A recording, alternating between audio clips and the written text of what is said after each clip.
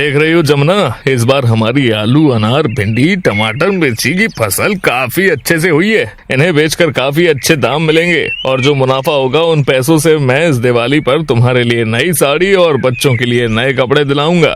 सही कहा मुन्ना के पिताजी, इस बार की सभी सब्जियां बहुत ही अच्छी और बढ़िया हुई हैं। बस इन्हें किसी की नजर न लगे, इस बार की दिवाली हम भी अच्छे से बना पाएंगे। ये सुनकर सुखिया के दोनों बच्चे मुन्ना और रानी खुशी से उछल पड़ते हैं। ये इस दिवाली पिताजी हमें नए कपड़े दिलाएंगे, पर पिताजी हमें नए कपड़ों के साथ मिठाई और पटाखे भी चाहिए। हाँ पिताजी, हमें नए कपड़े और पटाखे चाहिए। पता है हर बार दिवाली पर बच्चे हमारे कितना मजाक बनाते हैं कि हम गरीब हैं इसलिए पटाखे नहीं चलाते। हाँ रानी, पर इस दिवाली हमारा कोई मजाक नहीं बना पाएगा। हाँ ये सुखिया के दोनों बच्चे खुशी से नाचने लगते हैं, लेकिन उन्हें क्या मालूम था कि ये खुशी कुछ ही दिनों की है। दिवाली के त्योहार में एक सप्ताह बचा था कि तभी एक रात भयंकर बारिश शुरू हो जाती है। सुनो जी, ये बारिश तो रुकने का नाम ही नहीं ले रही। मेरा तो जी घबरा रहा है।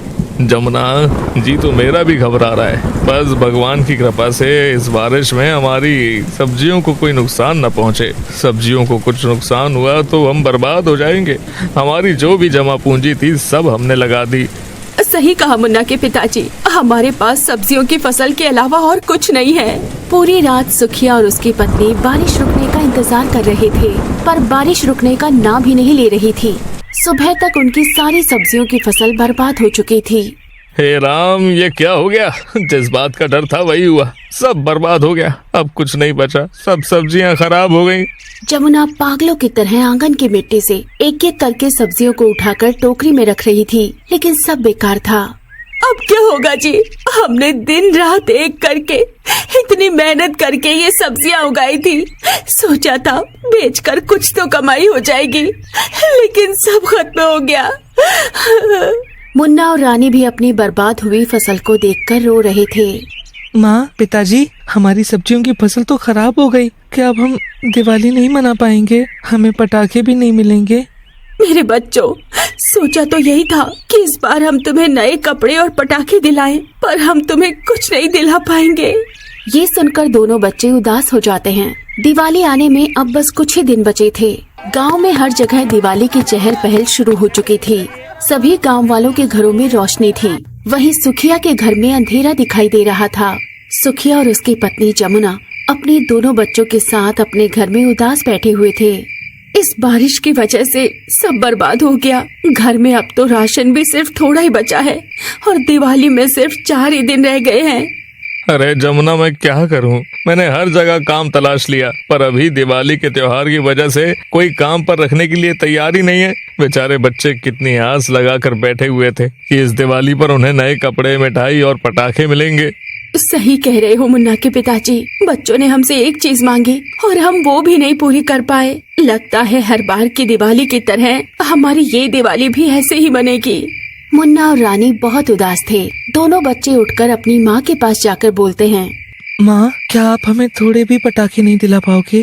पता है माँ, हमने अपने सब दोस्तों से भी बोल दिया था कि इस बार हम भी पटाखे जलाएंगे। माँ, हम कुछ नहीं जानते, हमें पटाखे चाहिए। सभी बच्चों ने तो अभी से पटाखे जलाना शुरू भी कर दिया। मेरे बच्चों, अब मैं तुम्हें कैसे समझाऊं? हमारे पास घर में 2 दिए जलाने तक के पैसे नहीं हैं, तो फिर पटाखे कहाँ से दिलाएंगे? तभी बाहर से पटाखों का शोर सुनाई देता है। शोर सुनकर दोनों बच्चे बाहर भाग जाते हैं, जहाँ कुछ लोग पटाखे जला रहे थे। उन्हें पटाखे जलाते देख दोनों बच्चे उदास हो जाते हैं। रानी, सभी लोग पटाखे जलाते हुए कितने खुश लग रहे हैं ना। काश हम भी पटाखे जला पाते। कुछ देर बाद रानी और मुन्ना दोनों जले हुए पटाखे उठाने लगते हैं। तभी उन्हें एक बिना जला हुआ पटाखा मिलता है। ये देख उनकी खुशी का ठिकाना नहीं रहता। रानी, ये पटाखा तो बिल्कुल सही है, चल इसे जलाते हैं। ये पटाखा तो एक ही बार जलकर खत्म हो जाएगा, लेकिन याद है ना वो कहानी जो नानी ने सुनाई थी? एक बच्चे को रास्ते में 1 रुपया मिलता है और वो उसे जमीन में गाड़ देता है और अगले दिन वहाँ पर एक पौधा उगाता है जिस पर चमचमाते 1-1 रुपए के सिक्के लगे होते हैं। हाँ नानी, काश ऐसा हो जाए तो कितना मजा आ जाएगा। चल हम भी इस पटाखे को अपने घर के आंगन में गाड़ देते हैं। हो सकता है सच में इसमें से पटाखे का पौधा उगाए। उसके बाद मुन्ना और रानी भी वैसा ही करते हैं।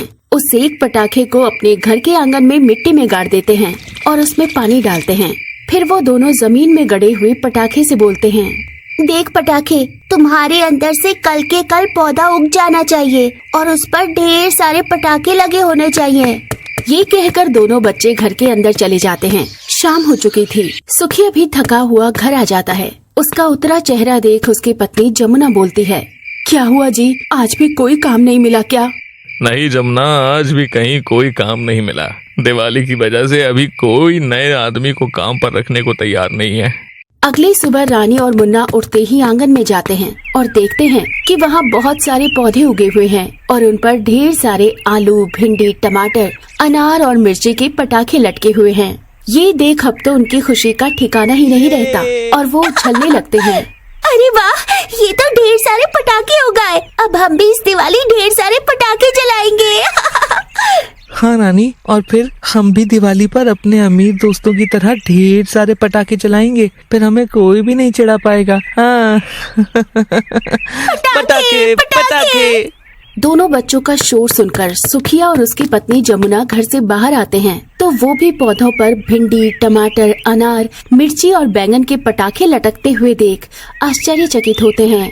ये सब क्या है? हमारे घर के आंगन में पटाखे, और वो भी टमाटर, अनार, भिंडी, मिर्ची। ये सब चमत्कार कैसे हुआ?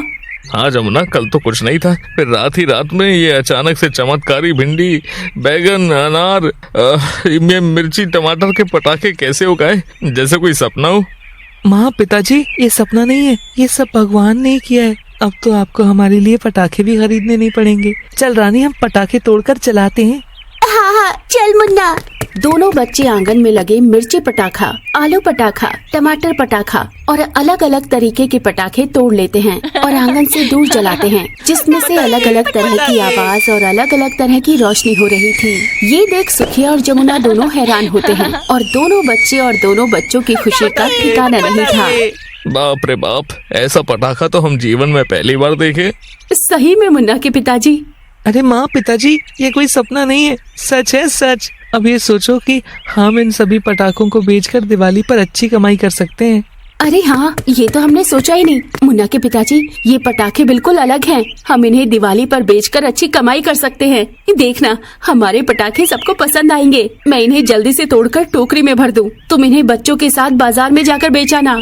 सुखिया, जमुना, मुन्ना और रानी की खुशी का ठिकाना नहीं था। जमुना ने जल्दी जल्दी सारे पटाखे तोड़कर टोकरियों में भर दिए। मुन्ना के पिताजी, लगता है लक्ष्मी माँ ने हमारी सुन ली। इन पटाखों को बेचकर हम भी अच्छे से दिवाली मना सकेंगे। सही कहा जमुना, इस बार की हमारी दिवाली सच में रोशन और खुशियों से भरी होगी। चलो बच्चों, जल्दी से तैयार हो जाओ। उसके बाद सभी मिलकर पटाखे से भरी टोकरियों को एक ठेले पर रखकर बाजार में बेचने के लिए निकल जाते हैं। टोकरी में रखे रंग बिरंगे आलू, अनार, भिंडी, टमाटर, मिर्ची पटाखे सभी लोगों का ध्यान खींच रहे थे। बाजार में पहुंचकर मुन्ना और रानी जोर जोर से आवाज लगाना शुरू कर देते हैं। आइए आइए और ले जाइए हमारे झनझनाते चमचमाते वाले पटाखे, जो फूटे भी धूम से और दिल जीते झूम से। खुशियों के त्योहार में कम कीमत में अपने बच्चों के लिए रंग बिरंगे आलू, अनार, भिंडी, टमाटर और मिर्ची के पटाखे ले जाइए। आइए आइए। सुखिया की दुकान पर पटाखे खरीदने वालों की भीड़ जुटने लगी। हर कोई उनके अनोखे पटाखों को देखकर हैरान था। अरे ये लाल टमाटर के 10 पटाखे तो देना। मुझे भी ये हरी मिर्ची और बैगन पटाखा चाहिए, 20-20 कर दो।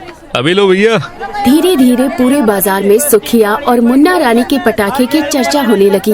हर कोई सुखिया के ही पटाखे खरीदने आने लगा। शाम तक उसके सभी पटाखे बिक जाते हैं, जिससे उसे अच्छी कमाई हो जाती है। और सुखिया मुस्कुराते हुए पैसे गिनते हुए अपनी पत्नी जमुना से कहता है, जमुना देखो, भगवान ने हमें हमारी मेहनत का फल दे दिया।